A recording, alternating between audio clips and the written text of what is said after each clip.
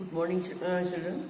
आज हमने ये लेसन शुरू कर चुके हैं। हम पहले आगे पढ़ेंगे। हमने एक जो है पैराग्राफ यहाँ आचार्य तक पढ़ लिया था।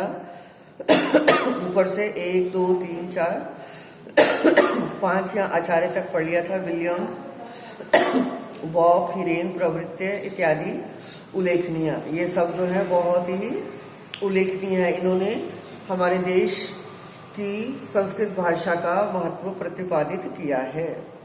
मृदुल आचार्य, महात्मा गांधी संस्कृत विषय के मुक्तवान। अब आगे वार्तालाप बढ़ता है। विद्यार्थी जो है अपने गुरु से प्रश्न करता है कि महात्मा गांधी ने संस्कृत के बारे में क्या कहा था। महात्मा गांधी अवगत, महात्मा गांधी ने कहा था, यत् संस्कृतम अस्माकं भारतीय भाषाभ्य गंगा नदी अस्ति, कि संस्कृत हमारी भारत की भाषा भी सभी भाषाओं की गंगा नदी है। मानो संस्कृत क्या है? गंगा। के संस्कृत पढ़ के मानो नदी, गंगा नदी में स्नान हो गया।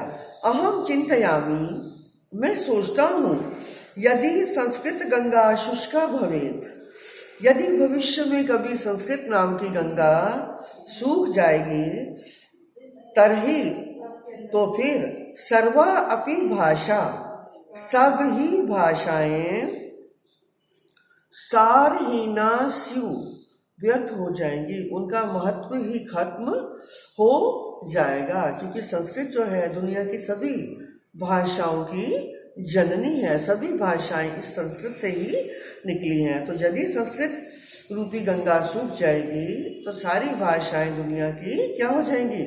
निरर्थक हो जाएंगी, उनका महत्व कम हो जाएगा। प्रत्युष, स्वामी विवेकानंद के मुक्तवान। स्वामी विवेकानंद ने क्या कहा था?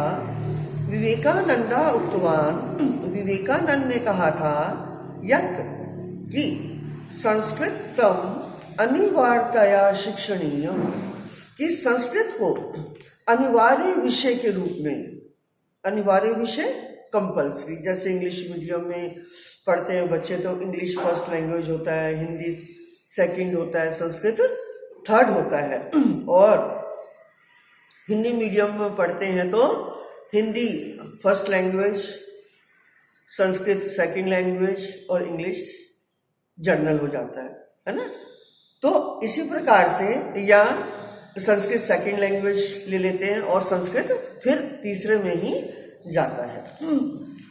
तो विवेकानंद कहते थे कि संस्कृत जो है अनिवार्यतया शिक्षणीय, कि अनिवार्य विषय के रूप में पढ़ाई जानी चाहिए। यतो ही, क्योंकि तस्य उच्चारण ध्वनिर एव राष्ट्रीय भावम आत्मगौरवम उदात भावम च जन्यति, क्योंकि उस भाषा के अक्षरों के उच्चारण से ही, अर्थात मुख से निकाले जाने पर ही, मुख से उच्चरित किए जाने पर ही, उससे जो ध्वनि निकलती है उससे ही राष्ट्रीय भावना कि हम भारत देश के वासी हैं, आत्मगौरव सेल्फ रिस्पेक्ट, और उदार भावम और उदार भावना। उदार भावना मीन्स बड़ा दिल रखना, सबका मदद करना, सबके लिए, अपने देश के लिए अच्छा सोचना, है ना। तो जन्यति, ऐसे भाव पैदा हो जाते हैं। अब यहाँ पर देखोगे व्याकरण के लिए उदात भावंच अय शब्द आ गया। मैंने आपको 9th में बताया था कि जब भी कोई दो शब्द अय से, च का पंचवर्ग का पंचम वर्ण है, च छ ज झ अय, इससे जुड़ेंगे तो बस आंख बंद करके आपने उसको म कर देना है। क्या कर देना है? म। और ये अय किसके साथ लगेगा? पहले वाले शब्द के साथ, और पीछे का अक्षर स्वतंत्र हो जाएगा। इसमें क्या आ जाएगा? उदात भावम च।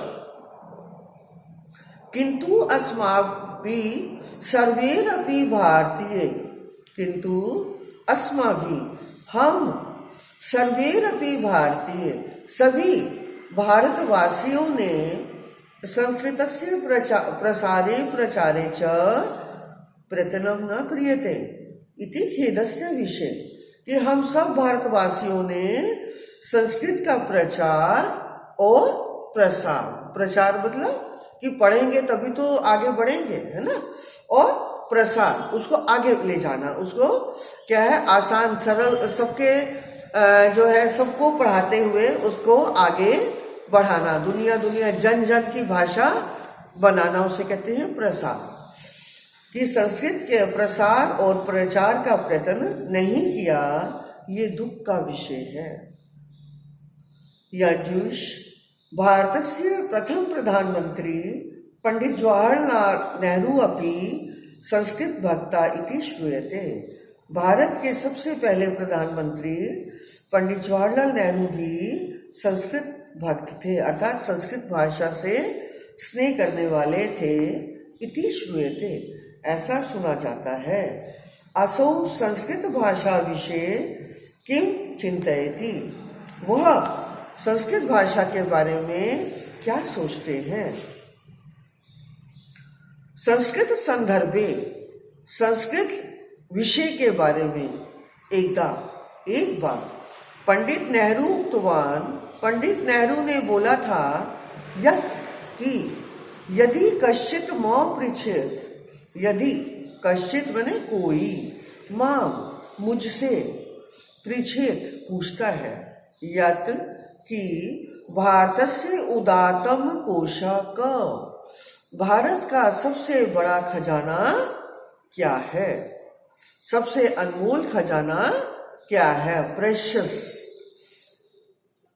अथवा भारतस्य सर्वश्रेष्ठा संपत्ति का, भारत की सबसे महान दौलत क्या है। तरही, तो फिर अहम तो कथिष्यामि, मैं तो कहूँगा, ये कौन कह रहे हैं, जवाहरलाल नेहरू, संस्कृत भाषा अथवा संस्कृत वाङ्मयम ए, कि संस्कृत भाषा या संस्कृत वाणी ही, अहम विश्वसिमि, मैं विश्वास करता हूँ, यावत संस्कृत भाषा जीविती, जब तक संस्कृत भाषा जीवित है, जीवने प्रभवती, इस जीवन पर, हमारे जीवन पर प्रभाव डालती है, तावत, तब तक भारत राष्ट्रस्य मूलभूत एकता, भारत के देश की जो एकता, मूल रूप से सबको जोड़ने वाली एकता है, वह स्थासयति एव, टिकी ही रहेगी। भारत जो है बहुत भाषाओं वाला देश है,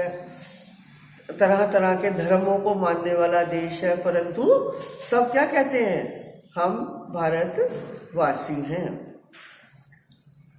अन्येषां साहित्यकाराणां विषये अपि ज्ञातुम् इच्छामि, इनके अलावा भी जो साहित्यकार हैं उनके बारे में भी जानना चाहता हूँ।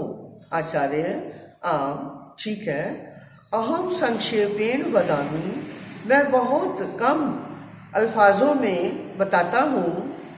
साहित्यकार राजनेता डॉक्टर संपूर्णानंद अवोचक, साहित्यकार कौन होते हैं, जो किताबों की रचना करते हैं, लिखते हैं, लेखन कार्य करते हैं। और राजनेता कौन होते हैं, जो देश के लिए क्या करते हैं, नेतागिरी करते हैं, देश के लिए, देश को संभालने की कला जिनके पास होती है वो राजनेता कहलाते हैं।